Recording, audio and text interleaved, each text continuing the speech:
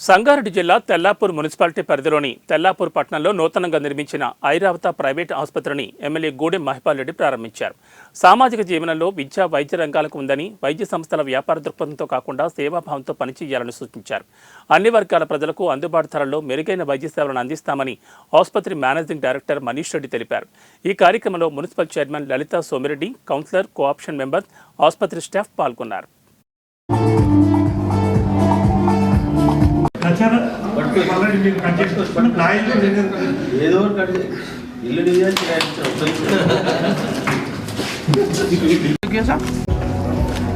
Sir అందరు చూడండి బయట వస్తుంది సార్ చూడండి.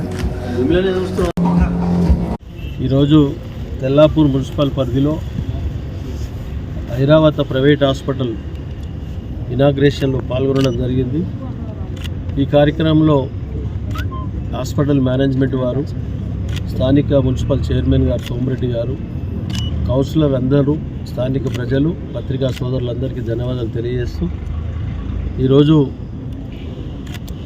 గవర్నమెంట్ హాస్పిటల్ ఒకవైపు అయితే ప్రైవేట్ హాస్పిటల్ ఒకవైపు ఈ పెరుగుతున్నటువంటి ఒక పాపులేషన్ దృష్టిలో పెట్టుకొని మనం సర్వీస్ చేయవలసిన అవసరం ఉంది. ప్రాంతం డెవలప్ కావాల్సిన అవసరం ఉంది.